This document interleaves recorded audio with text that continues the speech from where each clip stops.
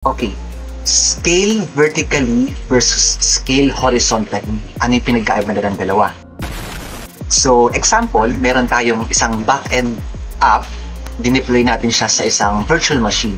Naka-deploy na siya, tapos ginagamit na siya ng mga tao. Tapos in the future, tumaas yung traffic ng app mo or ng back-end mo. Para makita mo yung maraming traffic na yun, meron kang dalawang choice. Pwede mo siyang i-scale vertically or scale horizontally. So, ang scale vertically, example, meron kang isang virtual machine.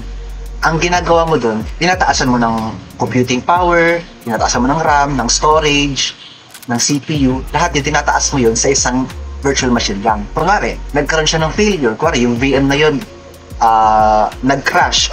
Ibig sabihin nun, magda-down na yung backend mo agad. So, may isa pang option, which is scale horizontally, na kung saan naman, imbis na i-scale mo yung isang VM lang, meron kang 100 GB RAM. Imbis na ilalagay mo siya sa isang VM, i-distribute mo siya sa multiple VMs. So, example, pwede magkaroon ka ng 3 or 4 or 5 VMs. Yung 100 GB na yon, i-distribute mo yun sa lahat ng mga VMs para makita yung traffic. Pag scale vertically, meron kang single point of failure. So, ano nga ba mas maganda sa dalawa?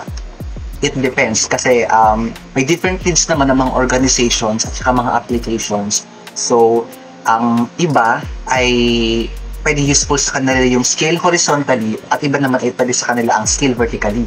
Dahil may mga trade-offs yung mga yun. Sa pakinig una, mas maganda ang scale horizontally, pero pag sa operational side na siya or sa maintenance is mahirap i-maintain yung mga scale horizontally na mga applications. Nag-differ pa rin yun sa kung ano yung needs ng isang organization or ng isang app. Any questions?